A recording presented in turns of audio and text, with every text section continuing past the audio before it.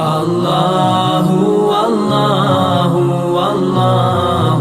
اللہ اللہ اللہ على رسوله الكريم أما بعد أعوذ بالله من الشيطان الرجيم بسم الله الرحمن الرحيم والوالدات يرضعن أولادهن حولين كاملين لمن أراد أن يتم الرضاعة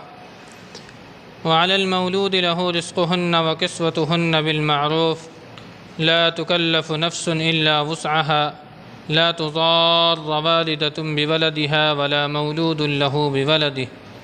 وعلى الوارث مثل ذلك فإن أراد فصالا عن تراض منهما وتشاور فلا جناح عليهما وإن أردتم أن تسترضعوا أولادكم فلا جناح عليكم إذا سلمتم ما آتيتم بالمعروف واتقوا الله واعلموا أن الله بما تعملون بصير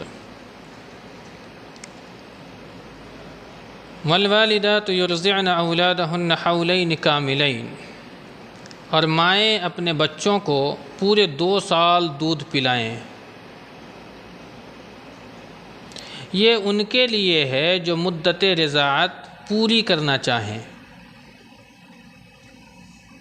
اب طلاق کے مسئلہ کے بعد مسئلہ رضاعت کو اللہ رب العالمین نے یہاں بیان فرمایا ہے، اس لیے کہ طلاق ہو جانے کی صورت میں یہ ممکن ہے کہ ان کا کوئی دودھ پیتا بچہ اس عورت کے ساتھ موجود ہو، تو ہمیں اور آپ کو اس بارے میں بھی اس مسئلہ کا علم ہونا ضروری ہے کہ اس بچے کی پرورش اور اس کی پرداخت کیسے کی جائے۔ اللہ نے یہاں حکم فرمایا کہ مائیں اپنے بچوں کو پورے سال دودھ پلائیں گی، یہ ان کے لیے ہے جو مدت رضاعت کو پوری کرنا چاہیں۔ یعنی اگر کسی آدمی نے اپنی بیوی کو طلاق دے دیا، بئیں صورت کہ اس عورت کے پاس اس کا دودھ پیتا بچہ بھی ہے، لیکن شوہر چاہتا ہے کہ میرا یہ جو بچہ ہے اس کو دودھ میری وہ بیوی پلائے جو مطلقہ ہے، تو وہ جو ماں ہے وہ دودھ پلائیں۔ یہ اللہ نے حکم فرمایا کہ آپ کو چاہیے کہ آپ دودھ پلائیں، لیکن ایک شرط رکھ دی ہے۔ شرط کیا ہے؟ وعلى المولود له رزقهن وكسوتهن بالمعروف، دودھ پلانے والی ماؤں کا کھانا کپڑا عرف عام کے مطابق شوہر کو دینا واجب ہے، ضروری ہے۔ بات سمجھے؟ یعنی وہ مطلقہ مائیں جو اس بچے کو دودھ پلا رہی ہے، حالانکہ بچہ اس کا بھی ہے، لیکن چونکہ باپ کا ایک حصہ مقدم ہے،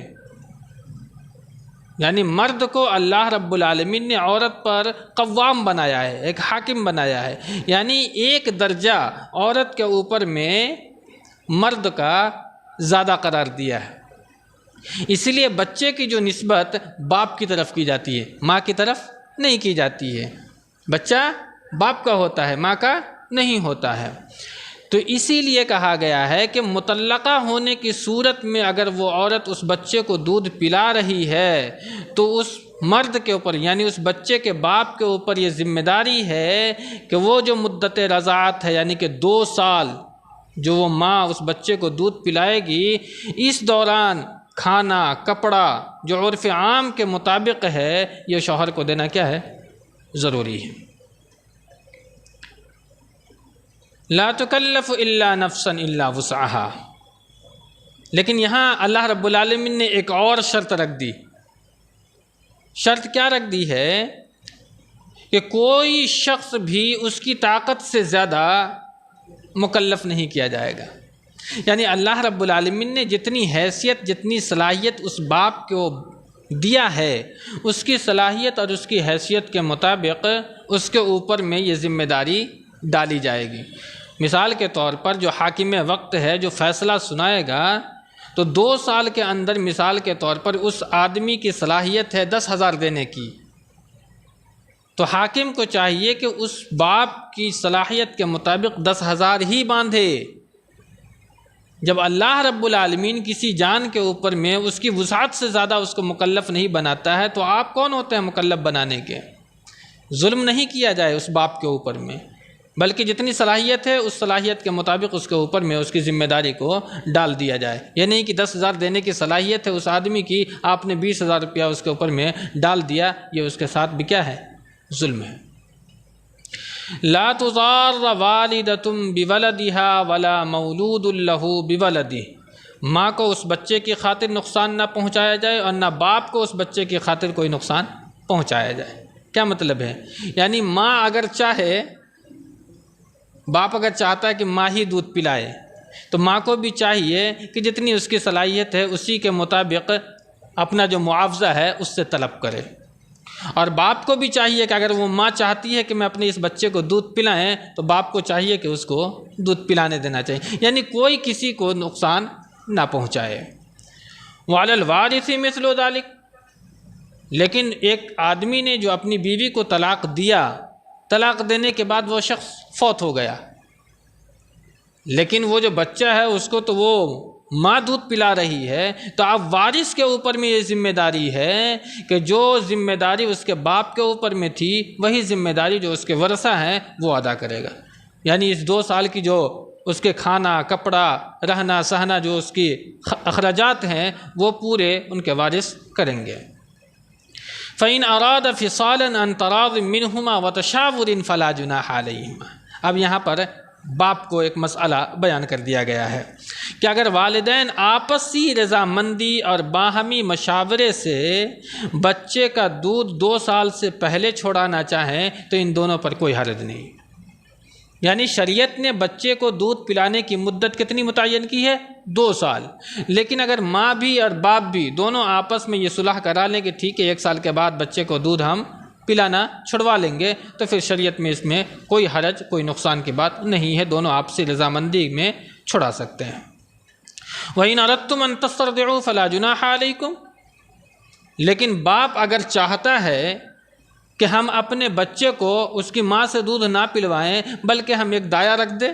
جو اس کو دودھ پلایا کریں گے، اور عرب کا یہ اس وقت کا ماحول ہی تھا کہ مگر عرب کے جو شرفا ہوا کرتے تھے جب ان کے یہاں بچہ کی پیدائش ہوا کرتی تھی تو اپنے بچے کو دودھ پلانے کے لیے ایک دایا متعین کر لیا کرتے تھے، اور اس دوران جو بھی دایا کے اخراجات ہوا کرتے تھے وہ اس بچے کا جو والد ہے وہ پورا کیا کرتا تھا۔ خود اللہ کے رسول صلی اللہ علیہ وسلم جب پیدا ہوئے تو آپ کو سب سے پہلے ابو لہب کی لونڈی سویبہ نے دودھ پلایا، پھر حضرت حلیمہ رضی اللہ تعالی عنہا نے دودھ پلایا 2 سال تک۔ تو یہ مکہ کا یعنی عرب کا یہ ایک خاصا دستور تھا۔ تو آج کے دور میں بھی اگر آپ کو آپ کے بچے کو دودھ پلانے والی کوئی دایا مل جاتی ہے تو آپ کے اوپر میں بھی کوئی حرج شریعت نے نہیں رکھی۔ وَإِنْ أَرَدْتُمْ أَن تَسْتَرْضِعُوا أَوْلَادَكُمْ، اگر باپ چاہتا ہے کہ ہم اپنے بچے کو دودھ پلانے کے لیے ایک دایا متعین کریں، اللہ فرماتا ہے فَلَا جُنَاحَ عَلَيْكُمْ، اس کے اوپر میں کوئی حرج کی بات نہیں ہے، بشرطے کہ تم نے انہیں جو دینا طے کیا ہے خوش اسلوبی کے ساتھ ادا کرتے رہو۔ اذا سلمتم ما آتیتم بالمعروف، یعنی آپ نے مطلقہ بیوی کو جو طلاق دیا ہے آپ نے ایک رقم متعین کر دی ہے کہ ہم تمہیں اتنی رقم دیں گے، تو تمہیں چاہیے کہ ایسا نہیں ہے کہ بچے کو دودھ پلانے کے لیے اگر تم نے کوئی دایا متعین کر لی ہے تو جو متعین کردہ رقم تم نے اپنی مطلقہ بیوی سے طے کیا تھا وہ نہ دو۔ اللہ فرماتا نہیں، جو تم نے متعین کر دیا ہے خوش اسلوبی کے ساتھ اسے ادا کرتے رہو اور اللہ سے ڈرتے رہو۔ یہ سارے معاملات ایسے ہیں کہ یہ اس وقت تک ادا نہیں ہوں گے جب تک دل کے اندر میں اللہ کا خوف موجود نہیں ہے۔ یعنی خوف کا ہونا ضروری ہے اگر انسان اسلام کے مطابق اپنی زندگی کو گزارنا چاہتا ہے تو، کیونکہ اللہ اور اس کے رسول کے احکامات کو وہی شخص فالو اور عمل میں لا سکتا ہے جس کے اندر میں اللہ کی خشیت موجود ہے اور اللہ کے سامنے مسئولیت کا جو مرحلہ ہے اس کا ڈر موجود ہے کہ اللہ ہم سے سوال اور جواب کرے گا۔ اس لیے اللہ ہمیشہ معاملات احکام کے اندر میں اتقوا اللہ کا لفظ ضرور لایا ہے۔ واتقوا اللہ، اور اللہ سے ڈرتے رہو اور جان رکھو، واعلموا ان اللہ بما تعملون بصیر، کہ اللہ رب العالمین کو تمہارے تمام کرتوتوں کو اللہ دیکھ رہا ہے، جو تم بول رہے ہو اسے بھی اللہ جان رہا ہے اور جو تم کر رہے ہو اللہ اسے بھی دیکھ رہا ہے۔ ہماری تعالیٰ سے رب العالمین ہمیں آپ کو نیک عمل کی توفیق دے، آمین، وآخر دعوانا الحمدللہ رب العالمین۔